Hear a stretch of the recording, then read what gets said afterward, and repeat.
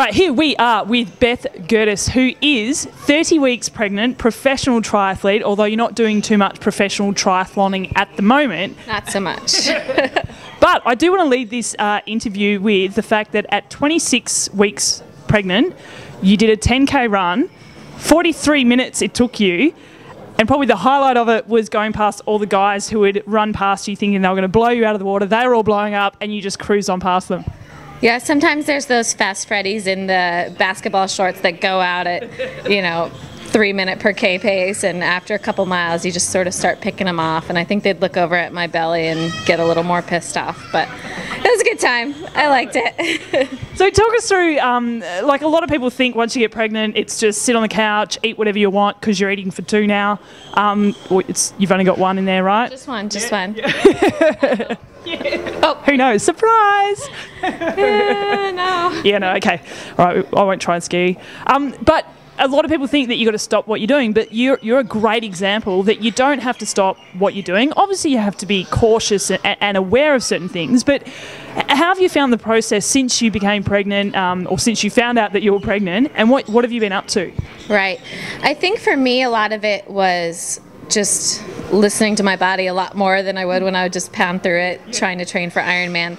I did inadvertently complete Ironman Wisconsin in September when I was apparently about 5 or 6 weeks pregnant. But after that point, and once we found out that we're having a baby, I really dialed things back from, I was training 25, 30 hours a week and down to, what's still a lot for an average person, but for somebody going from that, about maybe 8 to 12 hours a week of swimming and biking and running. But mostly I took out all intervals. I stopped interval training. I just started training by feel a little bit of heart rate at first to see where my perceived exertion was, and then even just getting up a hill becomes interval training. So yeah, but other than that, I've kept a pretty good schedule I've been keeping my strength training up a lot because I think that's important, and I swim Masters Squad 5 or 6 days a week, and then in addition to that I'll usually run or ride my bike indoors for about an hour.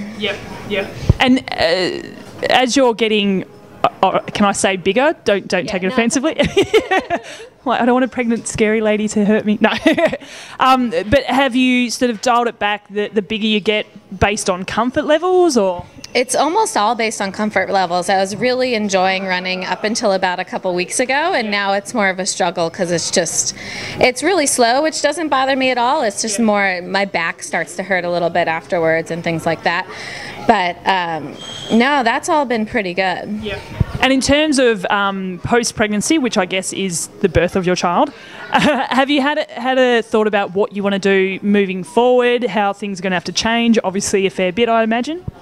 Yeah, I mean, Luke and I have already been talking about what we're going to do once we have the baby, and I think we've worked it out pretty well. I do want to get back to training because I took leave of absence from my full-time job so that I can train full-time, and I want to get back to that as soon as I can, but at the same time I think we'll both need to have a lot more flexibility of what we're doing and when. A couple times a week we might get a babysitter, but other than that I think I just want to start to get back to training as much as I can. I know I can't really plan exactly what'll happen, but I'm hoping to do an Ironman or maybe 2 by the end of 2014, so we'll see.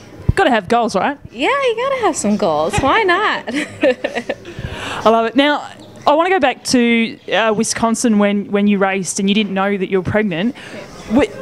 Afterward, did you feel any different? Like, in hindsight, do you think, oh, yeah, okay, it makes sense now? It's pretty funny because I wrote my race report the week after, and I came 4th, which was good, and I had a good run. I ran a 3:04, I think, but I had some nutritional issues on the bike.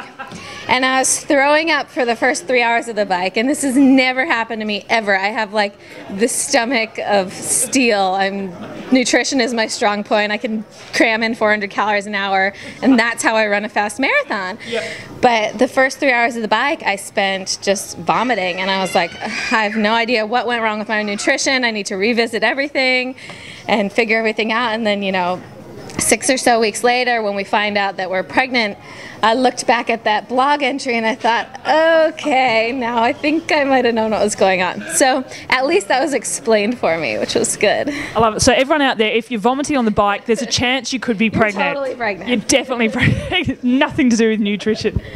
Oh, man. Ooh, but speaking of nutrition and not about Wisconsin, this is, everybody always says, you know, oh my gosh, you're pregnant, you must be eating so much and whatever. You must be so tired and so hungry. And to be completely honest, I eat so much less and I'm less tired than when you're doing like full-on Ironman training. So for me, it's way different, you know. I can survive on 3 meals a day instead of 8 and I'm okay. And so it's really an interesting change. Yeah, right. Well, after you've given birth and down the track, I think we need to catch up again and find out, because there's that question that my friends who aren't triathletes, who are often who have got kids, are like, you know, how does doing an Ironman or an Iron distance compare to childbirth? So we're going to come back, revisit, have a chat to you, and so that you can give us the answer to that question. Sounds good. Thank you very much. For those of you who don't know, Aussie pro triathlete Luke McKenzie is the father of this child. You're the man of your life. The baby daddy. The baby daddy, that's right. It's a very American thing, I think, the baby daddy. But anyway, so we wish you guys all the very best. Can't wait to meet the little one.